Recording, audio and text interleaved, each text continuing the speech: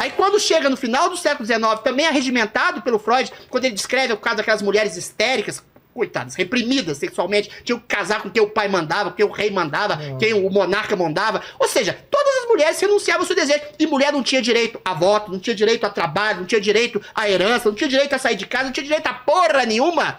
Aí surge uma coisa... É isso que eu vou entrar no assunto agora. Aí surge uma coisa iluminada. Conclui, aí eu falo, aí você fala. Não, eu vou falar mais 30 segundos. Surge uma coisa iluminada chamada feminismo.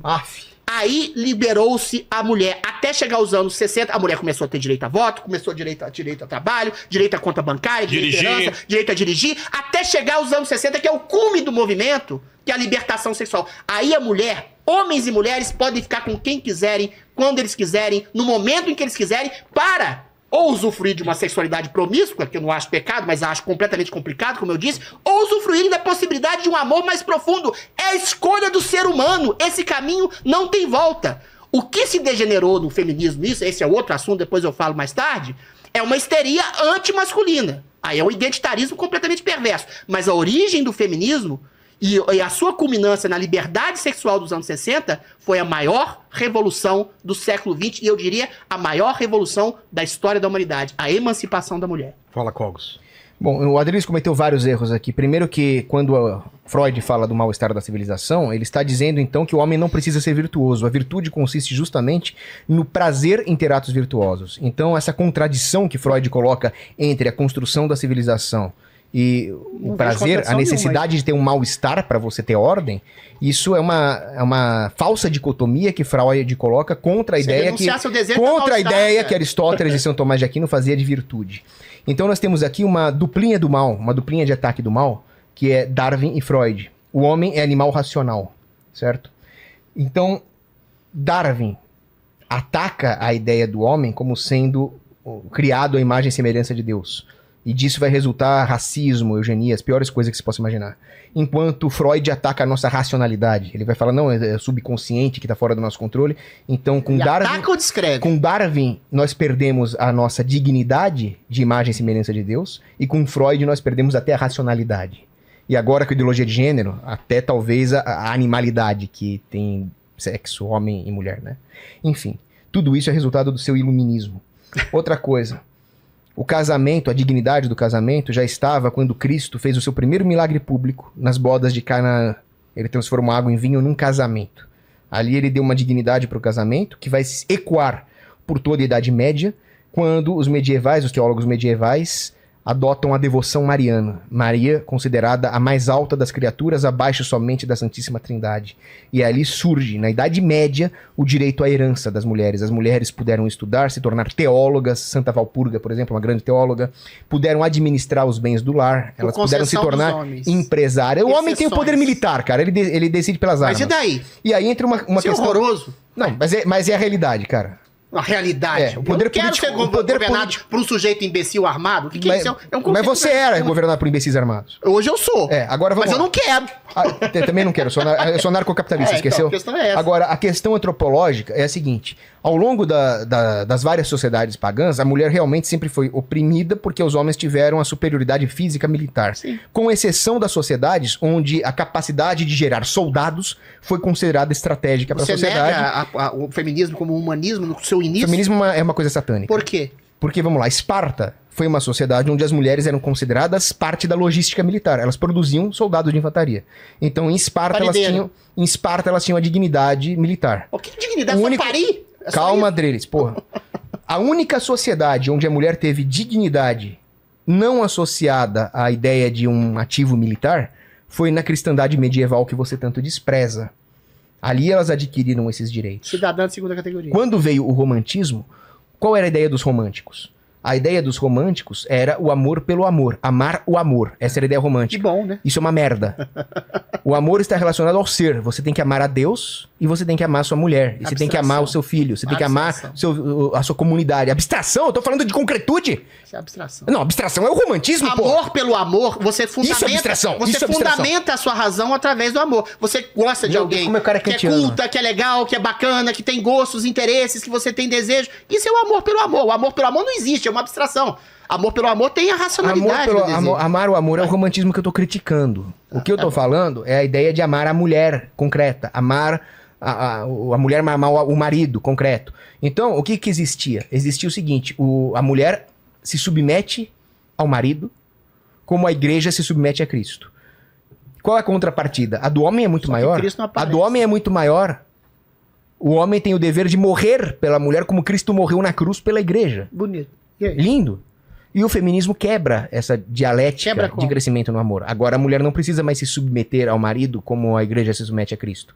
Aí vem as feministas malditas, satânicas, bruxas demoníacas, saídas do quinto dos infernos. Né? Aquelas feministas de primeira onda. É bom você estar falando da primeira onda, você está falando do século XIX. É importante salientar essa diferença, o Vilela. Eu estou falando do início dos primórdios do feminismo até os anos 60. Depois se degenerou. O feminismo hoje eu acho espúrio, tá? A questão que se coloca, Cogos, é muito simples. Mulher, eu volto a dizer, não tinha direito a voto. Mulher não tinha direito a trabalhar. Mulher não tinha direito a dirigir quando surgiu os carros. Mulher não tinha direito à herança. Mulher não tinha direito a nada. Mulher, a função dela era ser parideira, era ser esposa, era ser colocada no casamento. Em 99% dos casos arranjados, até o século XIX havia isso. A mulher não tinha direito de exercer o seu desejo, o seu livre-arbítrio sequer. De conquistar, de achar e de escolher um esposo que, como você bem disse, poderia protegê-la e amá-la. O feminismo surge, e aí eu concordo até com alguns críticos do feminismo, surge diretamente com fenômenos como socialismo, como esquerda. Eu seria de esquerda no século XIX e você também, que numa Revolução Industrial o cara ficava lá, trabalhava até perder os dedos, até perder os dentes, sem aposentadoria, sem fim de semana, sem férias, sem FGTS, sem nada. Ou seja, era uma coisa de exploração do capital pelo capital. Mas isso é uma coisa assim, que se casou com o feminismo e que adoçou o capitalismo depois e adoçou as relações humanas, fazendo com que a mulher fosse também uma cidadã. Isso não anula, esse feminismo dos primórdios do século XIX e do século XX, não anula a potencialidade da mulher querer ser mãe, ou querer formar uma família, ou querer, como você bem diz aí, ser submissa ao marido, ou querer fazer parte de uma família. Mas amplia as possibilidades de escolha delas, aliás. Entendeu? De quererem trabalhar, de quererem sair às ruas, de quererem ganhar o seu sustento e se comungar com o homem quando e como e da maneira que ela bem entender. Você negar e dizer que isso é uma coisa satânica, mais uma vez, Cogos, desculpa, isso é uma abstração concreta. Até os anos 60, o feminismo foi extremamente libertário. E a libertação sexual foi maravilhosa. Meu Deus. E, mais uma vez, libertação sexual não é libertação pra suruba. Você pode querer ser um surubeiro, mas você pode fazer o que você quiser com o seu corpo. O corpo, como dizia John Locke, é o primeiro princípio de propriedade privada. O corpo é seu, cara. Você faz o que você bem entende. Você não pode estuprar alguém, abusar de alguém, torturar alguém ou matar alguém com o seu corpo que alguém te deseja. Você pode fazer o que quiser. E isso foi dado às mulheres depois de 2.000 anos, 3.000 anos, 7.000 anos de opressão, milhões de anos. É porque Darwin tinha razão. Tem fóssil lá, meu filho, de dinossauro e hominídeo. Isso aí é irrefutável. A questão que se coloca é, depois dos anos 60... por causa do identitarismo, por causa da escola de Franco, por causa da divisão social, eventualmente, agora a mulher tem tudo, acontece tudo pra ela, ela pode tudo, pode querer ser tudo, pode fazer tudo, pode escolher seus parceiros sexuais, seus maridos, seus filhos. Agora cria-se uma castração e uma demonização do homem por causa daquilo que a gente chama de marxismo cultural. Mas isso é outra história. O princípio basilar do feminismo de libertação social, afetiva, sexual, trabalhista, financeira da mulher é completamente digno de aplauso e você sabe disso. Não é. Eu vou falar por quê. É bom que você citou Locke, porque a gnosiologia, ou seja, o estudo de como o homem adquire conhecimento em Locke, é completamente furado. Locke não conseguia passar da representação que o homem faz das coisas. Você é um anarcocatólico, vai criticar Locke. Locke é um comunista, filho da puta. Toda a ideia da autopropriedade, da mistura do trabalho com o terreno ali, vai resultar na ideia do valor trabalho de Marx. O Locke é precursor de Marx, cara. Não confundir com Locke de Lost. É um personagem muito Ninguém bom. fale mal do Nem Locke com do Lost. o adversário do Thor. É outra, exatamente. Agora, o Locke, a gnosiologia dele era uma gnosiologia de representações empíricas. Ele não conseguia passar das representações... Traduz isso pro público, você tá muito pedante, tá. o Guilherme Freire. Traduz para um... O Locke acreditava o seguinte, pro Locke, tudo que eu tenho acesso são a representação das coisas. Então, por exemplo, eu vejo essa garrafa vermelha aqui, Tá. o vermelho, a garrafa, o geladinho, o vidro tá na minha mente. Tem a ver com feminismo? Calma. Eu tô fazendo puta linha de raciocínio, você me interrompe. Então, pro Locke, tudo isso é uma representação. Ele dizia, eu não tenho como saber sobre a realidade dessa garrafa, sobre a substancialidade dessa garrafa. O que isso tem a ver com o corpo, com propriedade privada? O que tem a ver é o seguinte... Você acha que o corpo não é uma propriedade privada? O que tem a ver... Calma. O que tem a ver... Não, aí que tá. O que tem a ver é que quando nós perdemos essa relação com a realidade objetiva, nós vivemos uma vida voltadas para as nossas próprias representações, uma vida ensimesmada. E isso é uma quebra da nossa relação com a realidade. Okay. O feminismo vai cair nisso, porque todas as relações que existem na sociedade, elas são estruturadas em torno da família. E a família é um reflexo da Santíssima Trindade. Você acha que a mulher não tem direito a trabalho, nem herança? Não, tem direito a trabalhar, nem salário, tem nem direito nada. à herança. E como é que a mulher conquistaria isso? Deixa! Eu já falei. Eu quero entrar no assunto, Eu já falei. Fogos. Direito à herança, trabalho, salário é uma conquista medieval católica. Agora vamos Não voltar. É, cara. Olha o século XIX, olha a história. Pelo amor de Deus, velho. Você consegue finalizar em quanto tempo? É rápido ou é demorado? 3 minutinhos. Tá bom. Então 3 minutos. 3 minutos não. é rápido, não. Esse cara falou 15, pô. Mas Tá, é que você faz um introito muito grande. Eu tô jogando no modo hard aqui. Então mas não é verdade que a Idade Média... Cala a boca, deixa eu falar. Não é verdade que a Idade Média liberou a mulher, você sabe disso. Eu acabei de explicar por quê. Então vamos lá, 2 minutos, vai. 3. Vamos lá. 1 minuto e meio. Marca 3 minutos. Cada vez que você me interromper, eu ganho 1 minuto. Vamos lá. Ele coloca as regras. Não, 3 minutos. Adriles, por favor. 3 minutos com a Adriles calando Eu vou ficar quieto em 2. Tá, 2 minutos. Tá, vamos lá. E meio. Vai lá. Me fez perder a linha de raciocínio, mas vamos lá. Tá. Então você tem essa ideia de perda da objetividade e as pessoas começam a viver uma vida em si mesmada. A família é um reflexo da Santíssima Trindade, o que significa que você vive pro outro. Essa é a nossa gramática. Você vive em comunhão com o outro. Você vive para si próprio e a sua relação com o próximo e pro bem comum. E a família, então, era um reflexo dessa alteridade que existe em Deus, que se refletia numa política voltada para o bem comum. Isso é, o marido vive para prover a sua mulher e a mulher vive para elevar essas coisas e trazer uma boa vida para o seu marido. Quando vem o feminismo de primeira onda, há uma ruptura disso. E a mulher passa a viver de forma independente das suas obrigações familiares. A liberação sexual significa que a mulher não deve mais se resguardar para o marido. E o marido também não precisa mais se resguardar para merecer o amor de uma mulher casta. Isso é a destruição da sociedade.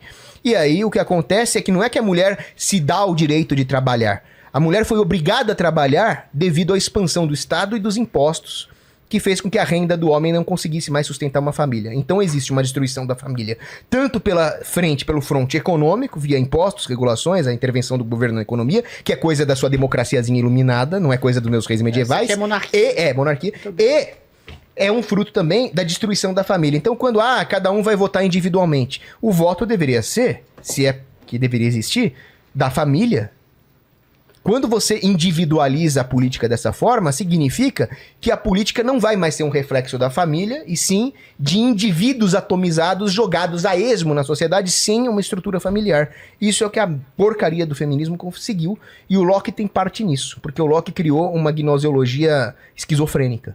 Paulo Cogos, você tá parecendo um esquerdista que faz uma dissertação de mestrado genial, que ninguém entende nada, que faz uma completa abstração, pega teorias de cá, emenda de lá e não diz nada com nada. Desculpa. Eu não tenho culpa que você não entende. Não, realmente eu não entendi nada do que você disse. Realmente. O meu princípio é muito simples. Você tem um corpo. O princípio da propriedade privada colocado por Locke o primeiro princípio é o corpo. Você faz com o seu corpo o que você quiser. Não. Se alguém usa do seu corpo de maneira indevida, esse alguém está escravizando o seu corpo. O seu intelecto, você escreve um livro. Aqui não é uma propriedade privada intelectual sua. Você tem um pedaço de terra que você cultiva, tá? Você cultiva, planta batata, alface, ou cria gado lá. E através do seu cultivo, você produz para a sociedade. Ou seja, através da sua propriedade privada, você gera capital para a humanidade. Você gera melhoria da vida da sociedade. E isso desde um livro, um pedaço de terra, desde o seu corpo. Você pode ser um atleta, você pode usar o seu corpo como máquina de trabalho.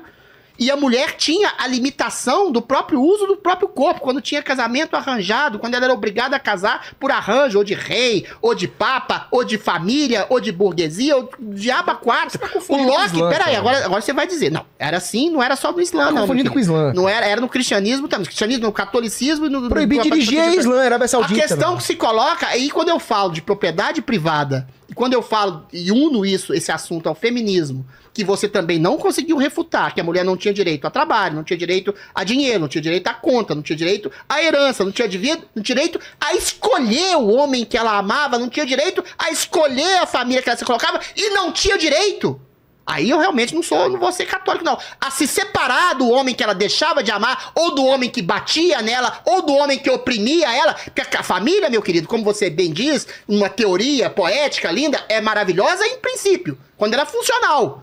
Existem homens toscos, canalhas, e existem mulheres também, canalhas, toscas. E a liberdade sexual, que foi a culminância do princípio feminismo de emancipação e libertação da mulher fazer o que ela bem entende, tem nada a ver com o negócio de economia gnóstica, sei lá, foi exatamente a potencialidade, não só de mulheres, mas de homens conseguirem ficar com quem eles bem entenderem.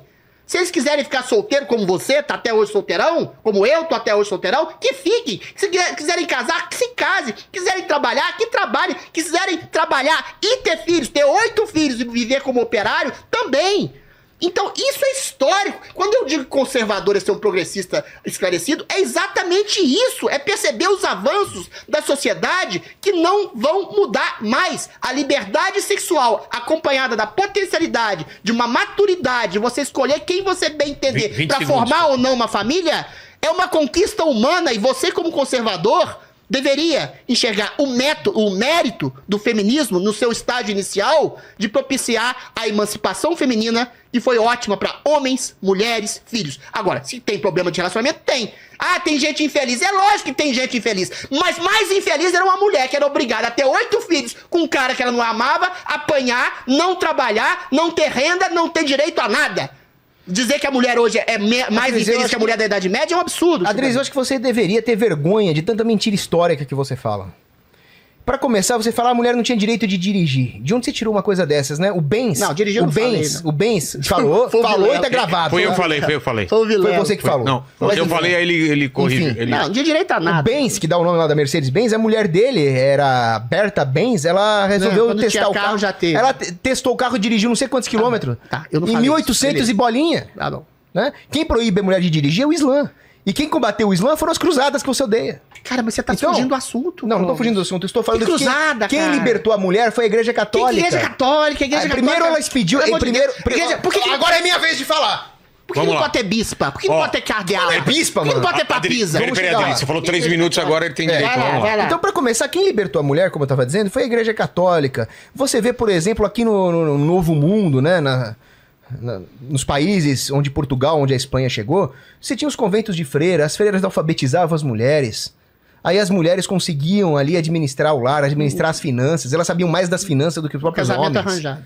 Porque justamente a ideia da mulher era administrar o lar. E administrar o lar é a economia. Economia significa administração do lar. Então as mulheres muitas vezes tinham mais poder de decidir as finanças na Idade Média. Cogos. Mas a família é onde a mulher a mulher só tem direito de ficar na família. Tipo, você não tinha nada de direito. Deixa eu te fazer uma pergunta sincera. Não é interrupção. Uma pergunta honesta. Você acha que mulher não tem que ter direito de trabalhar? Ela tem o direito. Claro que ela tem o direito de trabalhar. Então foi o feminismo que fez isso. Não foi o feminismo. Ah, pelo amor de Deus. Você tá falando de família. Não mulher foi organizar finanças do lar. Porra. Quando o marido... Não é lar, é fora do lar. Quem foi? Lá na Idade Média, quando o marido morria, quem você acha que tomava conta dos negócios?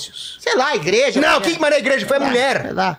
Foi a mulher. Mas tem que esperar o homem morrer, então. Ah, pelo amor de Deus. A mulher tomou conta dos negócios. Na Idade Média não havia essa proibição. Tá história, só que o que não existia na Idade Média era a necessidade da mulher se submeter a um chefe 40 horas CLT. Porque não é necessidade, não é existia opção. o maldito Estado moderno pra taxar a vida do homem. Se você der opção pra mulher... Você é contra o capitalismo? Você tem a opção de ficar parado aqui, não fazer nada e ir pra uma empresa. Isso é capitalismo. Para de ser desonesto. Isso é liberalismo. É óbvio que eu defendo... Antiliberal. Peraí, André. É óbvio que eu defendo a liberdade. Anarco-liberal. Boa, mano. Andriles, peraí. É óbvio que eu defendo a liberdade da mulher trabalhar se ela quiser ser executiva numa empresa, trabalhar 50 horas. Não, isso é liberdade econômica. Se ela quiser trabalhar numa empresa, etc. A questão é que se a mulher tiver a opção, ela vai preferir ser dona de casa. Ela vai ser mais feliz com Se ela tiver a opção, ela tem opção. Não tem, porque o governo taxa o marido dela. O governo taxa todo mundo, Paulo Cogos. Deixa de ser doido. Se o governo não enfiasse a mão no dinheiro do trabalhador... O marido conseguiria... Mas você quer reformar o Estado, não é o direito das pessoas, Cogos. Deixa eu falar. Qual é o ponto aqui? Não tem que ficar gritando com esse cara, mano. Qual é o ponto? O meu ponto é o seguinte, se você deixar eu falar civilizadamente em tom de voz baixa... Vai lá. O meu ponto é o seguinte, quando acabou a Segunda Guerra Mundial, os soldados voltaram da guerra eles retomaram as suas posições nas fábricas e surgiu uma era de prosperidade lá durante o Eisenhower, etc., que eram os trabalhadores de blue collar. Blue collar era aquele macacão azul que muitos operários usavam, e o cara recebia um saláriozão ali, assalariado de fábrica. Só que naquela época, como não existia tanta taxação e como a moeda ainda tinha algum lastro em commodity, ainda não tinha tido o Nixon, que acabou com o lastro em ouro, o salário do trabalhador era suficiente para ele sustentar a mulher e uma porrada de filhos. Só que quando entra a liberação sexual, ela vem junto com a destruição econômica, porque as coisas andam juntas. Aldous Huxley, exatamente. Aldous Huxley vai falar isso. Eu falei que era de ouro, foi em 50. Aldous Huxley vai falar, quanto mais liberação sexual, menos liberdade econômica e política. Então vai haver ao mesmo tempo a liberação sexual e a destruição econômica. Aí o salário do homem não dá mais pra sustentar a família. Aí a coitada da mulher... Que bom? Você tá louco? Não tô louco. Por que a mulher não pode sustentar a família? Por que eles não podem dividir as finanças? Essa teoria econômica não fecha, Cogos. Mas a mulher solteira, cara, pelo amor de Deus, solteira. A mulher pode trabalhar. Uma coisa é a história econômica das circunstâncias. Outra coisa é você negar o direito de uma mulher trabalhar e sustentar a Mas si quem mesma, tá negando o direito? ou ajudar... Durante 1000 anos negaram o direito à mulher fazer o que ela que bem entender. Você sabe sociedades disso. pagãs... A Idade Média era uma merda nesse sentido. Não era só muçulmano, não era cristão, era católico, era todo mundo. Você mulher tá cometendo erro histórico. Cara, desde a igreja Platão, não proibiu. Olha os diálogos. A igreja não proibiu. Os caras comiam uns aos outros, que mulher não era nem tinha direito nem a voz. É 3000 anos de segregação. Isso aí é Péricles, cara. Eu não sou pagão grego, eu sou católico. Mas os católicos também oprimiam as mulheres, Isso também não é a Grécia inteira. Isso não é a Grécia inteira. Era a Grécia inteira sim. Vai ler Platão, rapaz. Peraí. Vai ler Peraí. Platão. Aí a controvérsia. Olha Platão. Eu vi, pera um pouquinho. Era todo mundo viado. Não, peraí. Todo mundo viado, não. Todo mundo dava bunda na Grécia. Olha lá aí, Platão. Andrés, você... Comia mulher por dojinho. Ah, vou ter que comer, Você tá julgando os gregos Peraí. próprio. Peraí. Tudo bicha. Você tá julgando os gregos próprio. Todo mundo se comia na Grécia. Era. Talvez. Platão é muito Professor Tiago Braga. O maior ensaio sobre o amor é o quê? Banquete. É o Sócrates comendo lá o... Podemos mudar de assunto? Eles são pagãos, pô. Agora, vamos colocar uma pergunta. A mulher não valia nada. Só pra terminar aqui, o Platão, ele faz uma crítica ao século de Péricles. Realmente a mulher é perseguida ali. Agora, eu acabei de explicar pra você que na Idade Média, você tinha uma rainha que não era rainha consorte. Santa Jadwiga era uma estadista. Você tá pegando uma exceção, Chuchu. Não é exceção. Exceção. É rainha, quer dizer, do poder monárquico, da dinastia. Exceção. A gente tem que falar da regra, Cogos. A regra era a libertação. Regra, mulher não tinha direito a nada, Cogos, durante 3000 anos. Direito à herança. É só você ver, até no Wikipédia explica isso. Direito a trabalho.